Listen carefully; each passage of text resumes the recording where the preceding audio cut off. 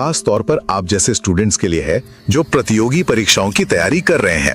मतलब अगर आप एसएससी, रेलवे, यूपीएससी या पुलिस जैसे एग्जाम्स का सोच रहे हैं तो ये आपके लिए ही है।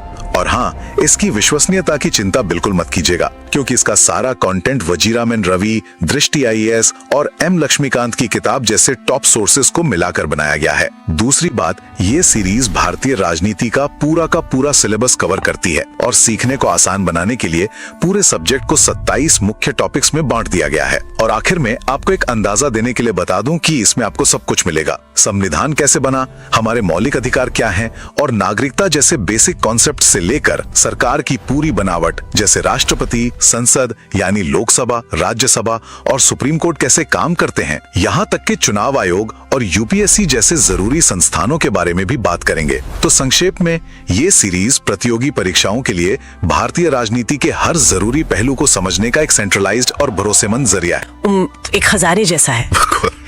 हाँ, और हमारा मकसद सिर्फ इस सिलेबस को पढ़ना नहीं है, बल्कि इसके पीछे जो लॉजिक है उसे समझना है। सही कहा। और इसे समझना सिर्फ परीक्षा के लिए नहीं, बल्कि एक जिम्मेदार नागरिक होने के लिए भी बहुत जरूरी। इस ऑपरेटिंग सिस्टम की बुनियाद से शुरू करते हैं, भारत का संविधान।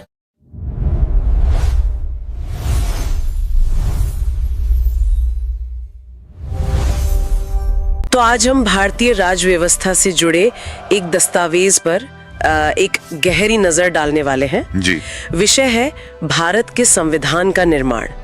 अब जब हम संविधान कहते हैं तो अक्सर दिमाग में एक भारी भरकम कानून की किताब की तस्वीर आती है। बिल्कुल बिल्कुल। लेकिन ये सिर्फ एक कानूनी दस्तावेज तो है नहीं, ये एक नए राष्ट्र की उम्मीदों, उसके सपनों और कह सकते हैं कि उसकी आत्मा का प्रतिबिंब है। बिल्कुल सही कहा आपने। किसी भी देश का संविधान सिर्फ नियमों का संग्रह नहीं होता, ये उस देश की राजनीतिक और सामाजिक सोच का आईना होता है। हमारे स्रोत इसे सर्वोच्च महान ग्रंथ कहते हैं। अच्छा। जो सिर्फ शासन चलाने का तरीका नहीं बताता, बल्कि ये भी तय करता है कि देश किस दिशा में, मतलब किन मूल्यों पर आगे बढ़ेगा। तो इसका मकसद एक खास तरह की राजनीतिक संस्कृति को जन्म देना था। जी हाँ, एक ऐसी संस्कृति जो लोकतंत्र, न्याय और बराबरी पर आधारित हो। और ये जरूरत महसूस क्यों हुई? मेरा मतलब है, कई देशों में तो अलिखित संविधान भी होते हैं। भारत को एक इतने बड़े लिखित संविधान की क्या जरूरत आन पड़ी? देखिए, यहाँ पर भारत का जो संदर्भ है उसे समझना जरूरी है। सैकड़ों सालों की गुलामी के बाद जब देश आजाद हो रहा था, तो वो सिर्फ एक राजनीतिक आजादी नहीं थी। सही बात है। वो एक सामाजिक और आर्थिक बदलाव की भी शुरुआत थी। सदियों पुरानी रूढ़ियां, जमींदारी प्रथा, छुआछूत जैसी मतलब इतनी सारी समस्याओं से जूझते हुए एक आधुनिक राष्ट्र बनाना था। और इसके लिए सिर्फ वादे काफी नहीं थे। बिल्कुल नहीं, इसके लिए ठोस लिखित गारंटी की जरूरत थी। एक ऐसा दस्तावेज जो हर नागरिक को भरोसा दिलाए कि नए भारत में उसके अधिकार सुरक्षित रहेंगे। यानी ये सिर्फ सरकार बनाने का मैनुअल नहीं, बल्कि समाज बदलने का एक रोड मैप था। ठीक कहा। और इस विशाल काम को करने के लिए एक संविधान सभा यानी कॉन्स्टिट्यूएंट असेंबली बनाई गई। जी, जिसकी नींव जुलाई 1946 में कैबिनेट मिशन की सिफारिशों पर रखी गई। कि भारतीय ही अपने देश का भविष्य तय करने जा रहे थे। और ये सभा आप कह सकती हैं कि उस वक्त के हिंदुस्तान का एक छोटा रूप थी। इसमें कुल 389 सदस्य तय किए गए थे। 389? हाँ, ये संख्या ही बताती है कि ये काम कितने बड़े पैमाने पर होने वाला था। कोशिश ये थी कि देश के हर कोने, हर समुदाय की आवाज को इसमें जगह मिले। 389 सदस्य, ये तो आज की संसद के सदस्यों से भी ज्यादा है। लेकिन ये आए कहाँ से थे? क्या इन्हें मतलब जनता ने सीधे चुना था? नहीं, उस वक्त सीधे चुनाव कराना संभव नहीं था, इसलिए एक मिला जुला मॉडल अपनाया गया। अच्छा, वो कैसे? ज्यादातर सदस्य, करीब 292, वो ब्रिटिश भारत के प्रांतों की विधानसभाओं से चुने गए थे। ठीक है। 93 सीटें देसी रियासतों के लिए रखी गई थी, जिनके प्रतिनिधि राजा महाराजाओं द्वारा मनोनीत किए जाने थे। और 4 सदस्य दिल्ली, अजमेर, मारवाड़ जैसे चीफ कमिश्नर क्षेत्रों से थे। दिलचस्प बात यह है कि ये सीटें मनमाने ढंग से नहीं बांटी गईं। इसका आधार जनसंख्या थी। जी, मोटे तौर पर हर 10 लाख लोगों पर एक प्रतिनिधि। ये उस दौर में एक कमाल का लोकतांत्रिक सिद्धांत था। हाँ, और सिर्फ इतना ही नहीं, ये भी ध्यान रखा गया कि मुख्य समुदायों को सही प्रतिनिधित्व मिले। मतलब सीटों को मुस्लिम, सिख और सामान्य, जिसमें बाकी सब आते थे, इन श्रेणियों में भी बांटा गया था। ये उस समय की राजनीतिक हकीकत को स्वीकार करने जैसा था, ताकि किसी को ये ना लगे कि उनकी अनदेखी हो रही है। तो अब ये सभा बन चुकी है, जिसमें पूरे देश से लोग आ गए हैं, काम शुरू होता है। 9 दिसंबर 1946 को पहली बैठक हुई। जी। उस दिन दिल्ली के कॉन्स्टिट्यूशन हॉल का माहौल कैसा रहा होगा? माहौल में उत्साह तो था, लेकिन एक बड़ी चिंता भी थी। मुस्लिम लीग ने इस पहली बैठक का बहिष्कार कर दिया था। ओहो। वो एक अलग संविधान सभा और पाकिस्तान की मांग पर अड़े थे। तो शुरुआत ही एक तरह के अधूरेपन के एहसास के साथ हुई। उस दिन सभा में सिर्फ 211 सदस्य ही मौजूद थे। यानी एकता की कोशिशों पर बंटवारे का साया पहले दिन से ही मंडरा रहा था। तो इस पहली कुछ हद तक अधूरी बैठक की अध्यक्षता किसने की? एक परंपरा होती है कि जब तक कोई स्थायी अध्यक्ष नहीं चुना जाता तब तक सभा के सबसे वरिष्ठ सदस्य को अस्थायी अध्यक्ष बनाया जाता है। अच्छा। उस हिसाब से डॉक्टर सच्चिदानंद सिन्हा को यह सम्मान मिला, लेकिन ये एक काम चलाऊ व्यवस्था थी। 2 दिन बाद ही 11 दिसंबर को सभा ने अपना स्थायी अध्यक्ष चुन लिया, डॉक्टर राजेंद्र प्रसाद। डॉक्टर राजेंद्र प्रसाद का चुनाव एक अहम मोड़ रहा होगा। बिल्कुल। उन्हें एक ऐसी सभा को संभालना था जिसमें सैकड़ों अलग अलग विचार और हित टकरा रहे थे। उनकी शांत और सबको साथ लेकर चलने वाली छवि ने इसमें जरूर मदद की होगी। निश्चित रूप से वो एक सर्वमान्य नेता थे जिनका सम्मान हर पक्ष करता था। सभा को एक स्थिर नेतृत्व मिल गया था। लेकिन अब बड़ा सवाल ये था कि ठीक है, हम संविधान बनाने बैठे हैं, पर इस संविधान का दर्शन क्या होगा, इसकी आत्मा क्या होगी? और यहीं पर पंडित जवाहरलाल नेहरू के उद्देश्य प्रस्ताव यानी ऑब्जेक्टिव रेजोल्यूशन की भूमिका आती है। जी हाँ, 13 दिसंबर 1946 को उन्होंने इसे सभा के सामने रखा। ये महज एक प्रस्ताव नहीं था, ये एक तरह से भावी संविधान का घोषणा पत्र था। आपने बिल्कुल सही शब्द इस्तेमाल किया, घोषणा पत्र। इस प्रस्ताव ने ही वो दिशा तय की जिस पर संविधान को चलना था। क्या था इस प्रस्ताव में? इसमें कहा गया कि भारत एक संपूर्ण प्रभुत्व संपन्न गणराज्य होगा। ये अपने सभी नागरिकों के लिए सामाजिक, आर्थिक और राजनीतिक न्याय सुनिश्चित करेगा। विचार, अभिव्यक्ति, विश्वास और धर्म की स्वतंत्रता देगा। अल्पसंख्यकों, पिछड़े और जनजातीय क्षेत्रों के हितों की रक्षा करेगा। यानी ये वो वादे थे जिन्हें बाद में संविधान की प्रस्तावना और मौलिक अधिकारों में ढाला गया। बिल्कुल, ये वो ध्रुव तारा था जिसे देखकर संविधान निर्माण का जहाज आगे बढ़ा।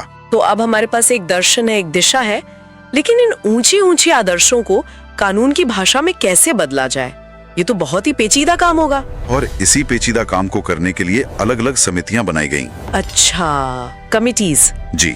कोई समिति मौलिक अधिकारों पर काम कर रही थी, तो कोई केंद्र और राज्यों के बीच शक्तियों के बंटवारे पर। सरदार पटेल प्रांतीय संविधान और मौलिक अधिकारों की समिति देख रहे थे, तो नेहरू संघ की शक्तियों से जुड़ी समिति के अध्यक्ष थे।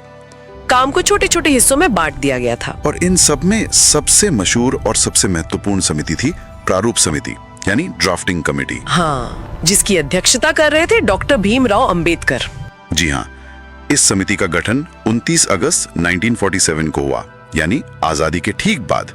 इसका काम था बाकी सभी समितियों की सिफारिशों को मिलाकर संविधान का पहला मसौदा, मतलब ड्राफ्ट तैयार करना। ये एक बेहद मुश्किल और बारीक काम था। बहुत ज्यादा। डॉक्टर अंबेडकर और उनकी 7 सदस्यों की टीम ने दुनिया भर के संविधानों का अध्ययन किया और भारत की जरूरतों के हिसाब से एक ढांचा तैयार किया। ये जानना दिलचस्प है कि इस समिति में सिर्फ कानूनी दिग्गज थे। डॉक्टर अंबेडकर, के.एम. मुंशी, अल्लादी कृष्णस्वामी अय्यर। जी, ये सब अपने समय के चोटी के वकील और विद्वान थे। शायद इसीलिए हमारा संविधान इतना विस्तृत और सटीक है। इसका एक असर ये हुआ कि संविधान की भाषा बहुत कानूनी और स्पष्ट बनी। हर चीज को परिभाषित करने की कोशिश की गई ताकि भविष्य में कोई भ्रम न रहे। लेकिन इसका दूसरा पहलू ये भी है कि कुछ लोगों को ये बहुत जटिल लगता है, पर उस वक्त की जरूरत यही थी कि हर अधिकार और हर कर्तव्य को साफ साफ लिख दिया जाए। इसी असाधारण योगदान की वजह से डॉक्टर अंबेडकर को भारतीय संविधान का जनक कहा जाता है। तो एक तरफ ये संविधान बनाने का बौद्धिक काम चल रहा था जो सालों तक चलना था, लेकिन देश तो 15 अगस्त 1947 को आजाद हो चुका था। हाँ। देश को चलाने के लिए एक सरकार भी तो चाहिए थी। ये दोनों प्रक्रियाएं साथ साथ कैसे चलें? ये एक बहुत ही महत्वपूर्ण पहलू है। संविधान सभा सिर्फ संविधान नहीं बना रही थी। अच्छा। वो देश की पहली संसद के तौर पर भी काम कर रही थी। और इसी में से देश की पहली अंतरिम सरकार बनी थी जिसके मुखिया जवाहरलाल नेहरू थे। प्रधानमंत्री के बराबर की भूमिका में। हाँ, उन्हें कार्यकारी परिषद का उपाध्यक्ष कहा जाता था। और उनके मंत्रिमंडल में उस दौर के सभी बड़े चेहरे शामिल थे, सरदार वल्लभ भाई पटेल गृह मंत्री थे, जिनके कंधों पर 500 से ज्यादा रियासतों को भारत में मिलाने की भारी जिम्मेदारी थी। बलदेव सिंह रक्षा मंत्री थे, डॉक्टर राजेंद्र प्रसाद खाद्य और कृषि मंत्री। और ये मंत्रिमंडल सिर्फ कांग्रेस का नहीं था, इसमें मुस्लिम लीग के सदस्य भी थे, जैसे लियाकत अली खां वित्त मंत्री थे। जोगेंद्रनाथ मंडल को विधि मंत्री बनाया गया था। तो ये उस समय की मिलीजुली राजनीतिक तस्वीर को दिखाता है। जी, हालांकि ये गठबंधन ज्यादा दिन नहीं चला और बंटवारे के साथ खत्म हो गया, लेकिन ये दिखाता है कि कोशिश सबको साथ लेकर चलने की थी। चलिए वापस संविधान की कहानी पर आते हैं। प्रारूप समिति ने अपना मसौदा तैयार कर लिया, फिर क्या हुआ? क्या उसे सीधे लागू कर दिया गया? नहीं, यहीं से तो असली लोकतांत्रिक प्रक्रिया शुरू हुई। कैसे? उस मसौदे को जनता के सामने रखा गया, अखबारों में छापा गया, आम लोगों, विद्वानों, संस्थाओं से सुझाव मांगे गए, हजारों संशोधन के प्रस्ताव आए। हजारों? जी, उन पर संविधान सभा में महीनों तक बहस चली। एक एक शब्द, एक एक कॉमा पर तर्क वितर्क हुए।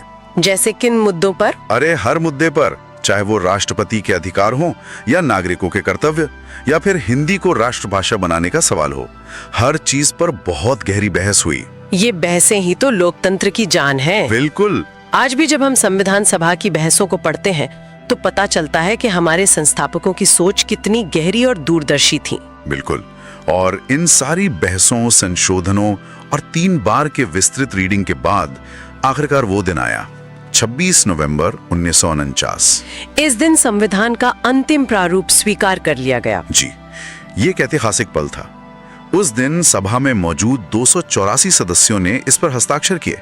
हमारा संविधान बनकर तैयार हो गया था। और इसी वजह से हम 26 नवंबर को हर साल संविधान दिवस के रूप में मनाते हैं। सही बात है। लेकिन यहाँ एक सवाल उठता है, अगर संविधान 26 नवंबर 1949 को तैयार हो गया था तो उसे पूरी तरह लागू करने के लिए 26 जनवरी 1950 तक यानी 2 महीने का इंतजार क्यों किया गया? इसकी एक बहुत ही दिलचस्प और भावनात्मक वजह है। बताइए। बात 1929 की है, जब लाहौर में कांग्रेस का अधिवेशन हुआ था। वहां पंडित नेहरू की अध्यक्षता में पूर्ण स्वराज का प्रस्ताव पास हुआ और तय किया गया कि 26 जनवरी 1930 को पूरे देश में पहला स्वतंत्रता दिवस मनाया जाएगा। ओहो, तो ये तारीख आजादी के आंदोलन की यादों से जुड़ी हुई थी। जी। उस दिन के बाद से हर साल 26 जनवरी को आजादी के दीवाने ये दिन मनाते थे, तिरंगा फहराते थे। अच्छा, तो मतलब ये तारीख पहले से ही महत्वपूर्ण थी। बहुत ज्यादा। जब संविधान बनकर तैयार हुआ तो निर्माताओं को लगा कि इस ऐतिहासिक तारीख को हमेशा के लिए अमर कर देना चाहिए। इसीलिए उन्होंने तय किया कि भले ही कुछ प्रावधान तुरंत लागू हो जाएं, लेकिन संविधान को पूरी तरह से 26 जनवरी को ही लागू किया जाएगा। कमाल है। इस तरह उन्होंने स्वतंत्रता संग्राम की विरासत को गणतंत्र की नींव से जोड़ दिया और 26 जनवरी 1950 को भारत एक संप्रभु गणराज्य बन गया। ये सिर्फ एक प्रशासनिक फैसला नहीं था, ये इतिहास को सम्मान देने का एक तरीका था। जी। तो इस पूरे प्रक्रिया का अंतिम दिन कौन सा था? संविधान सभा की आखिरी बैठक 24 जनवरी 1950 को हुई। अच्छा, लागू होने से 2 दिन पहले। हाँ, ये एक तरह से विदाई समारोह जैसा था। सदस्यों ने राष्ट्रगान और राष्ट्रगीत को अपनाया और सबसे महत्वपूर्ण बात, इसी दिन संविधान सभा ने सर्वसम्मति से डॉक्टर राजेंद्र प्रसाद को स्वतंत्र भारत का पहला राष्ट्रपति चुना। और 2 दिन बाद उन्होंने राष्ट्रपति पद की शपथ ली। बिल्कुल।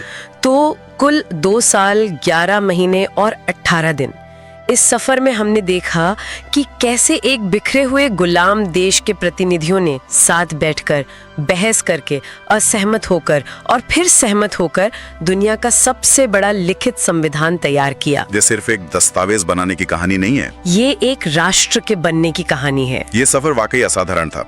हमने देखा कि कैसे अलग अलग समितियां बनी, कैसे नेहरू के आदर्शों को अंबेडकर की कानूनी भाषा मिली और कैसे पटेल ने देश को एक सूत्र में पिरोने का काम किया। ये सब हमें एक जरूरी सवाल पर सोचने को मजबूर करता है। किसी देश के बुनियादी दस्तावेज को बनाने की प्रक्रिया, जिसमें इतनी बहसें, इतने समझौते और इतने अलग अलग वर्गों का प्रतिनिधित्व शामिल हो, हाँ, वो प्रक्रिया दशकों बाद भी उस दस्तावेज की ताकत और वैधता को कैसे जिंदा रखती है? शायद जवाब इसी प्रक्रिया की समावेशी भावना में छिपा है।